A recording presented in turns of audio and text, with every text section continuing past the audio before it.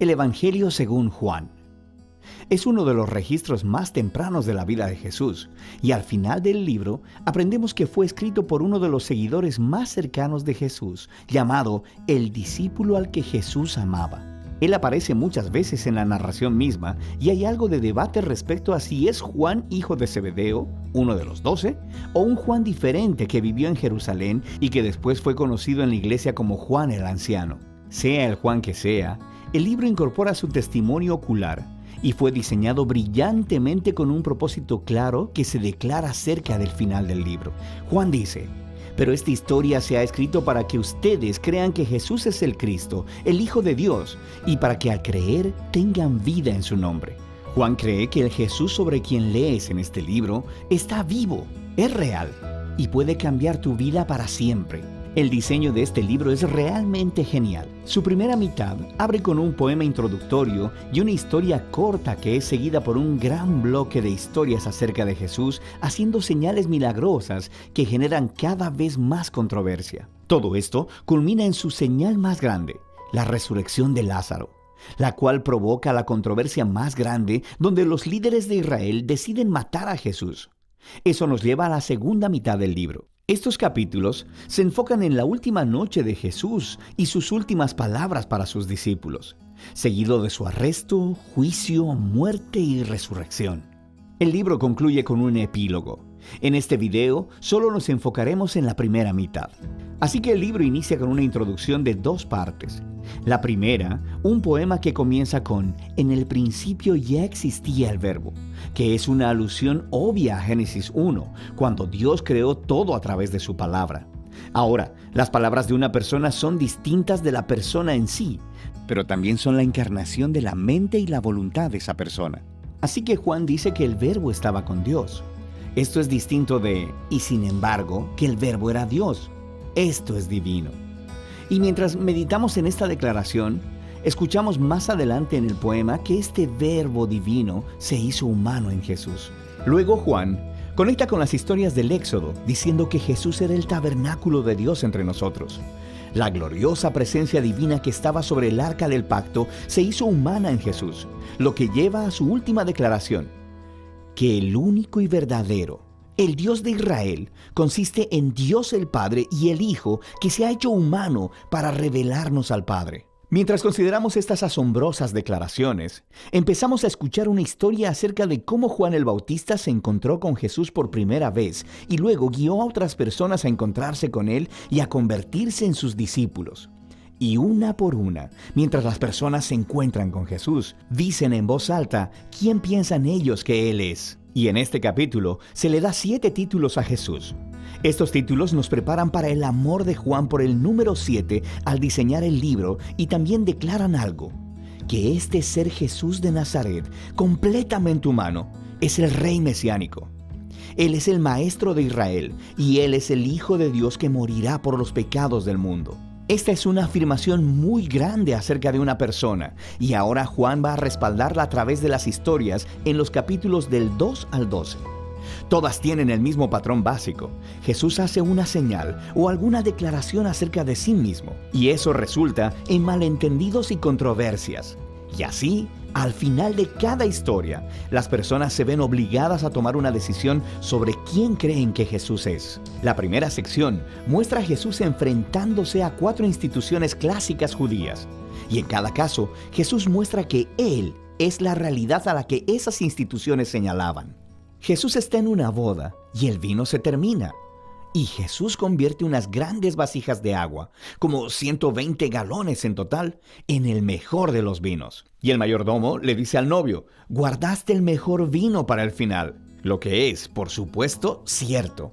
Pero Juan también le llama a esto la primera señal milagrosa de Jesús.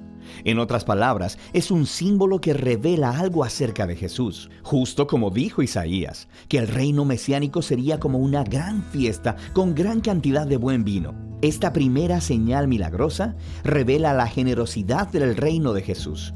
Después, Jesús se dirige al templo de Jerusalén. el lugar donde el cielo y la tierra se supone que deben unirse y donde Dios se encontraría con su pueblo. Y Jesús ejerce su autoridad sobre él, expulsando a todos los cambistas, deteniendo las ofrendas de sacrificio, y cuando los líderes del templo lo amenazan, él dice: destruyan este templo y en 3 días lo levantaré. Jesús está declarando que su muerte sacrificial venidera es el lugar donde el cielo y la tierra verdaderamente se unirán. Su cuerpo, que será asesinado, es la realidad hacia la que el edificio del templo apunta. Luego Jesús tiene esta conversación durante toda la noche con un rabí llamado Nicodemo, que piensa que Jesús es igual que él, otro rabí y maestro para Israel. Pero Jesús dice que Israel necesita mucho más que simplemente otro maestro con nueva información. Israel necesita un nuevo corazón y una nueva vida.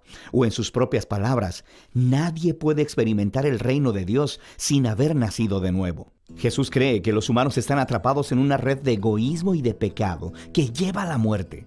Pero Él también sabe que Dios ama a este mundo, así que Él está aquí para ofrecer al pueblo un nuevo nacimiento, una nueva oportunidad de vivir.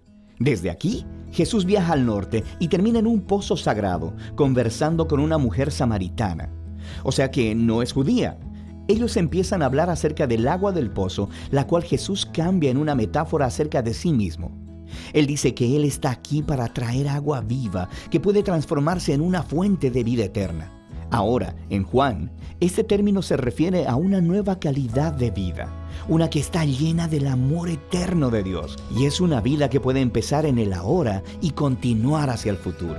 Después de esto, Juan ha diseñado otra colección de historias que tuvieron lugar durante 4 de los días sagrados judíos, o fiestas. Y de nuevo, Jesús utiliza las imágenes relacionadas con las fiestas para hacer declaraciones acerca de sí mismo. Primero, Jesús sana a un hombre paralítico en el día de reposo, lo que desata una controversia con los líderes judíos sobre trabajar en el día de reposo. Y Jesús dice que es su Padre quien está trabajando en el día de reposo, así que Él también. Y ellos entienden lo que Jesús está diciendo. Él estaba llamando a Dios su Padre, haciéndose igual a Dios, así que quieren matarlo. La siguiente historia tiene lugar durante la Pascua, la fiesta que volvía a contar la historia del Éxodo con la cena simbólica del Cordero, el pan y el vino. Y Jesús, milagrosamente, provee comida para una multitud de miles de personas, lo cual resulta en que la gente le pida más pan. Y luego Jesús declara que Él es el verdadero pan y que si ellos comen de Él, descubrirán la vida eterna. Y esto ofende a muchas personas que dejan de seguirlo. Después de esto, hay un bloque de historias ambientadas en Jerusalén durante la fiesta de los tabernáculos, la cual volvía a contar la historia del camino de Israel por el desierto mientras Dios los guiaba con la columna de nube y fuego y les daba agua en el desierto. Y Jesús se levanta en los atrios del templo y exclama: «Si alguno tiene sed, venga a mí y beba». Y luego Él dice: «Yo soy la luz del mundo». Está diciendo que Él es la presencia iluminadora de Dios y el regalo de vida de Dios para su pueblo. Y algunos le creen y le siguen, pero otros se ofenden. Y otros aún tratan de matarlo por estas afirmaciones exaltadas. La fiesta final es durante Hanukkah, que significa rededicación. Se trata de cómo Judas Macabeo limpió el templo de los ídolos y lo separó como santo una vez más. Y Jesús se dirige al área del templo y dice que Él es aquel que Dios ha apartado como el santo y que Él es el verdadero templo donde la presencia de Dios mora. Y también dice: «El Padre y yo somos uno». Esto enfurece tanto a los líderes de Israel que empiezan a trabajar en un plan para matar a Jesús. Así que Él se aparta de la ciudad. Todos estos conflictos culminan en una última señal milagrosa. Jesús se entera de que su querido amigo Lázaro está enfermo, pero su familia vive cerca de Jerusalén, que ahora es una trampa mortal para Jesús. Jesús pudo haberse quedado lejos y hubiera salvado su propia vida, pero Él ama a Lázaro. Por lo que una vez que se entera de que Lázaro murió, Él va a resucitarlo de los muertos y le llama a que salga de la tumba, sabiendo que esto le costará su propia vida. Y por supuesto, las noticias de esta maravillosa señal se esparcen rápidamente. Y justo como Jesús sabía que sucedería, los líderes de Jerusalén escuchan lo que pasó y empiezan a conspirar para asesinarlo. Así que Él entra en Jerusalén como el rey de Israel, quien es rechazado por sus líderes. Entonces, la primera mitad de Juan termina con esta historia acerca de Jesús entregando su vida como un acto de amor por su amigo. Y esto, por supuesto, también es una señal que apunta hacia la cruz, la cual exploraremos con más detalle en el siguiente video. Pero por ahora, esta es la primera mitad del Evangelio de Juan.